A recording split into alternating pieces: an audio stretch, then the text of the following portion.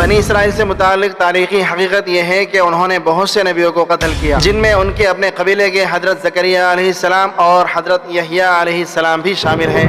حضرت ابراہیم علیہ السلام کے بڑے بیٹے حضرت اسماعیل علیہ السلام تھے اور چھوٹے بیٹے حضرت اسحاق علیہ السلام تھے۔ خانہ کعبہ حضرت ابراہیم علیہ السلام اور حضرت اسماعیل علیہ السلام نے آج سے تقریباً 4000 سال پہلے تعمیر کیا تھا۔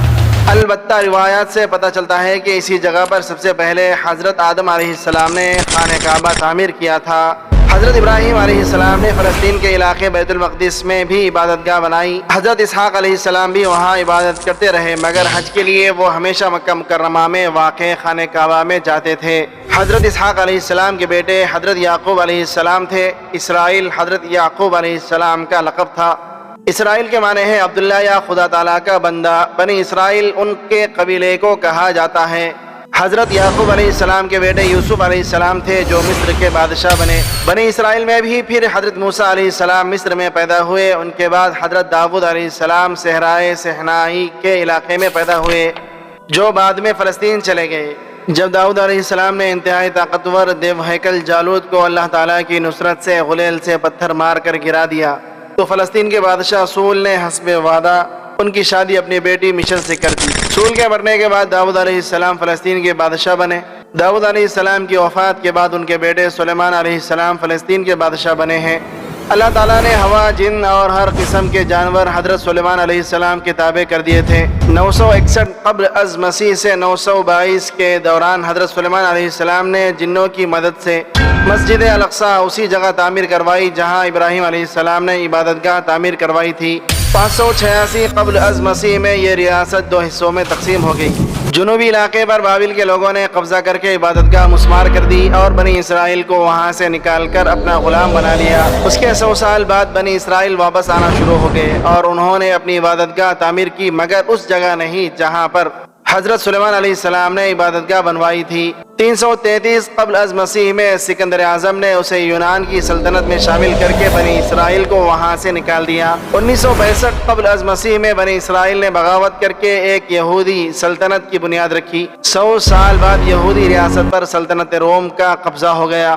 70 عیسوی میں یہودیوں نے بغاوت کی جسے شہنشاہ ٹائٹس نے کچل دیا اور یہودیوں کی عبادت گاہ کو مسمار کر کے انہیں وہاں سے نکال دیا۔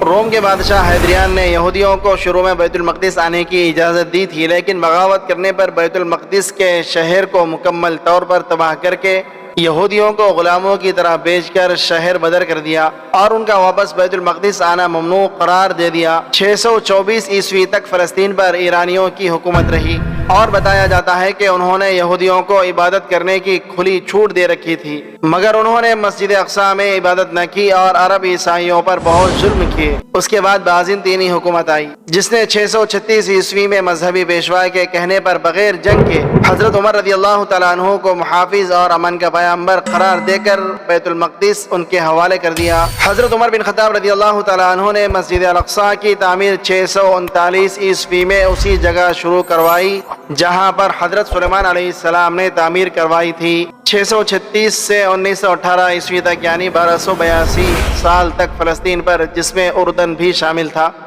مسلمانوں کی حکومت رہی۔ بس اس میں وہ عرصہ شامل نہیں ہے جس میں صلیبیوں یعنی عیسائیوں سے جنگیں ہوئی۔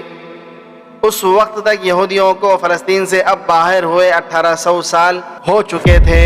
بنی اسرائیل کے متعلق تاریخی حقیقت یہ ہے کہ انہوں نے بہت سے نبیوں کو قتل کیا، جن میں ان کے اپنے قبیلے کے حضرت زکریا علیہ السلام اور حضرت یحییٰ علیہ السلام بھی شامل ہیں۔ حضرت عیسیٰ علیہ السلام بھی اسی قبیلے سے تعلق رکھتے تھے۔ ان کو بھی قتل کرنا چاہا، مگر اللہ رب العزت نے انہیں بچا لیا اور ان کے کسی ساتھی کو سولی پر چڑھا دیا گیا۔ تاریخ گواہ ہے کہ یہودیوں نے ہمیشہ ظلم ڈھائے ہیں، چاہے وہ نبی ہو یا چاہے خلق خدا، آج بھی وہ یہی کر رہے ہیں۔